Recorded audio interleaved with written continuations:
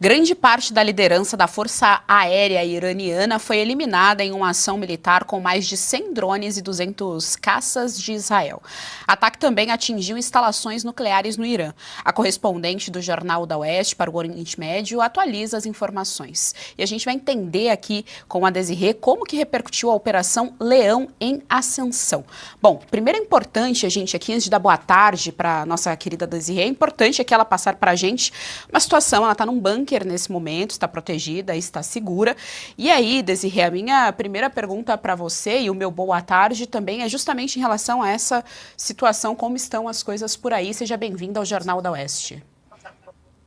Olá, gente. Bom, a gente agora tá. Eu tô aqui no bunker, né? Aqui é a minha janela, pra vocês verem como a janela é bem fechada, bem protegida. Eu até peço desculpa porque a minha internet não é muito boa aqui. Se eu fechar a porta, então aí que ela cai mesmo, então eu peço perdão. É, Bom, a gente agora está sobre ataque, né? O Irã lançou 150 mísseis balísticos em direção a Israel. Então, 9 caíram, 7 pessoas feridas de leve a moderado. E, bom, esses que atingiram o solo, né, eles fizeram algum estrago.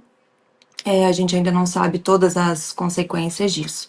Porém, por que que isso está acontecendo assim, né? Bom, Israel está fazendo essa operação, né, a Força do Jovem Leão. É uma operação importante para o mundo inteiro, né, que retira, é, desmancha as capacidades nucleares do Irã. Então, estão atacando bases nucleares, atacando líderes, né? O chefe da Guarda Revolucionária Iraniana foi eliminado. Os cientistas nucleares foram eliminados. Na sequência, as bases nucleares estão sendo atacadas, os aeroportos estão sendo atacados e também os mísseis, os locais onde tem mísseis, né, depósitos e transferências de mísseis dentro do Irã, também estão sendo atacados por caças israelenses. Mais de 200 caças viajaram 1.500 quilômetros e estão lá operando.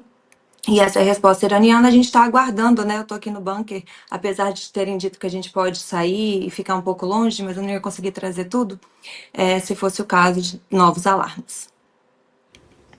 Bom, nós temos também uma imagem para mostrar para a nossa audiência em relação ao alerta que a Desirê recebeu. A gente vai encher tela, tá aí então. Eles receberam um alerta em relação a essa situação, né? O Irã agora está contra-atacando, né? De novo, Israel. E, Desirê, por gentileza, você pode traduzir aqui para a nossa audiência, explicar para a gente esse alerta?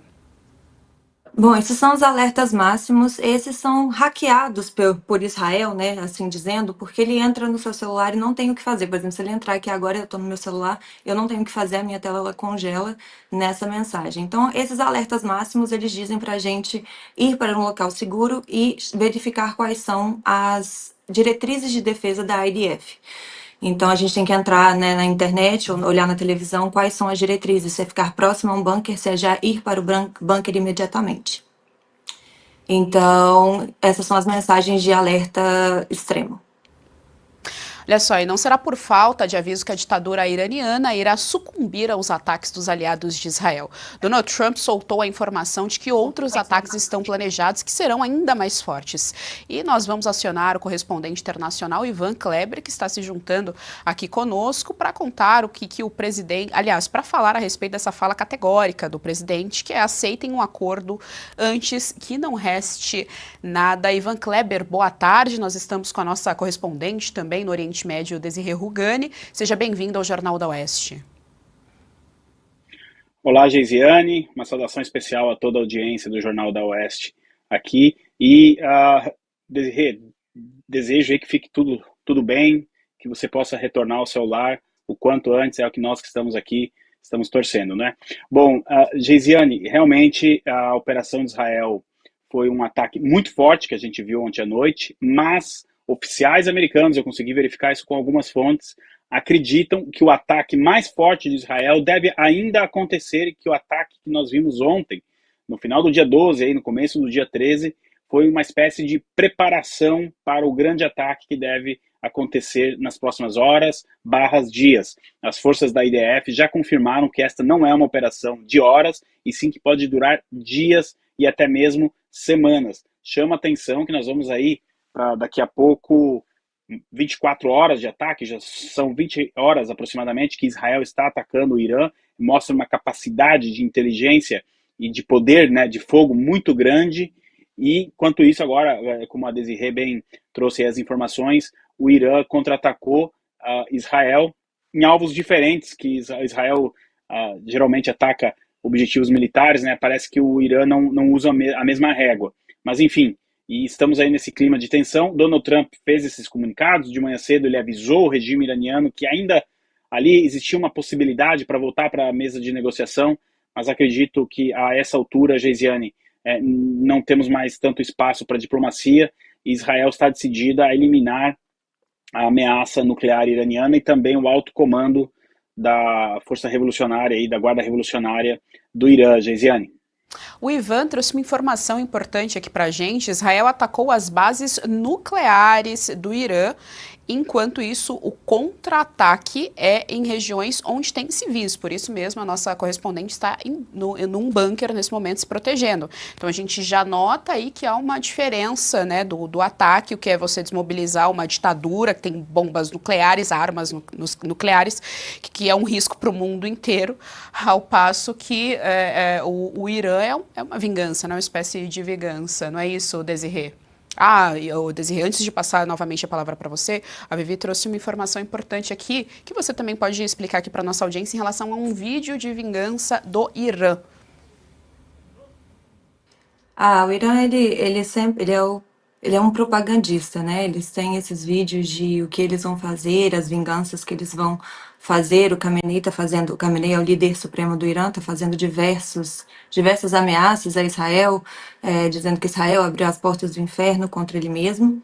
E sim, eles não miram militares, né? Inclusive, um caiu aqui tão próximo da minha casa que a gente tremeu aqui tudo, o barulho foi altíssimo. De uma das quedas, a gente vê aí uma diferença de quem realmente está fazendo uma guerra limpa, né? De quem realmente está atacando quem não deveria estar enriquecendo urânio. Já foi pedido para que não fosse enriquecido urânio. O Irã não deve ter uma bomba nuclear e Israel não vai permitir que o Irã tenha uma bomba nuclear. Desirê, vocês já têm alguma dimensão? Você acabou de contar aqui pra gente em relação a um míssil que caiu tão perto que vocês sentiram, né, o tremor. Vocês ainda não têm dimensão em relação ao estrago que esse ataque vem causando? Eu não tenho, porque, como eu falei, aqui no bunker a internet não pega tão bem, né? Então a gente não consegue tanto acesso à televisão, saber. Eu vi já alguns buracos no chão e, pelo que a gente recebe de notícia, tem 7 pessoas feridas de leve a moderado. Graças a Deus não há ainda nenhuma letalidade. Ivan Kleber, e o nosso país mais uma vez passa essa vergonha. Não é a primeira vez que o Brasil defende o Irã, né? Já se posicionou, e claro, se posicionou ao lado do Irã. Bom, como que isso vai repercutir na nossa geopolítica? Muito mal, Geisiane. Agora vamos ver se vai ter uma nota do Itamaraty como essa, condenando esse ataque em áreas civis, como nós temos uma testemunha aqui na Revista Oeste, né?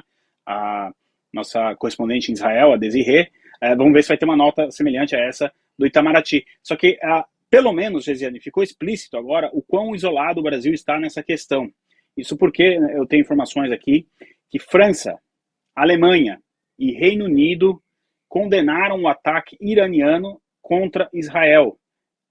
Emmanuel Macron foi além. Emmanuel Macron disse que a França vai ajudar Israel a se defender do Irã. O mesmo Macron, que a embaixada francesa ontem postou uma foto do Dia dos Namorados com o Lula nas redes sociais, hoje se distancia dessa posição do Brasil e do Lula. Lembrando que a Revista Oeste reportou isso, se não me engano foi ontem, que o Celso Amorim disse que o Brasil deveria tomar medidas contra Israel, isso antes, né, deste ataque. Agora, por que esses países estão tomando essa posição clara em relação à defesa de Israel? Ficou muito evidente, a agência que controla o enriquecimento de urânio trouxe que não é uma agência pró-Israel, é uma agência ali ligada à ONU que não é nada amigável a Israel, mas esta agência trouxe informações contundentes de que o Irã estava muito próximo de conseguir uma bomba atômica, o que tornaria o Irã uma ameaça não só para Israel, mas também para outros países da Europa, enfim, da região toda, inclusive do mundo árabe. Então, tem um certo momento, Geisiane, que a ideologia ela não pode atropelar a geopolítica. Os fatos são muito fortes, são muito contundentes. Infelizmente, o governo brasileiro, então, que esperasse mais um pouco antes de se posicionar, mas não tivesse publicado essa nota. Fica muito evidente essa separação, né? Então, como eu estou pegando o exemplo do Macron, porque o Macron vive andando de mão dada com o Lula. Mas isso é brincadeirinha boba. A hora que o assunto é sério, ele já tomou uma posição a favor de Israel, inclusive dizendo que vai defender Israel. E aí, o Brasil vai fazer o quê? Vai publicar uma nota agora contra o Macron por causa disso? Tomara que faça. Vamos ver se vai fazer. Acho que não. Eu estou sendo irônico. De qualquer maneira, é uma posição lamentável que, infelizmente, vai para as páginas dos livros de história, Geisiane. Jorge Serrão, nós estamos aqui com o nosso time de correspondentes, nós estamos com o Ivan Kleber, nosso correspondente internacional, e a nossa querida Desirê Rugani, nossa correspondente no Oriente Médio. Serrão, por favor, sua pergunta à nossa querida Desirê. 2 pontos importantes para vocês analisarem. Primeiro, o ataque de Israel aconteceu esgotados os 60 dias dados pelo governo americano e por Israel para que o Irã desmobilizasse as suas unidades nucleares. Foi esse o ponto objetivo. E um segundo ponto, esse em relação ao Brasil.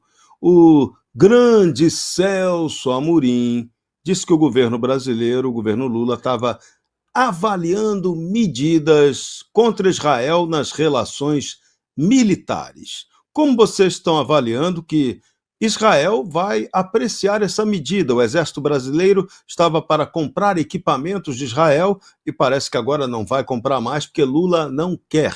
Então o Brasil vai criar um incidente militar com Israel em meio a uma guerra. Quanta inteligência, né?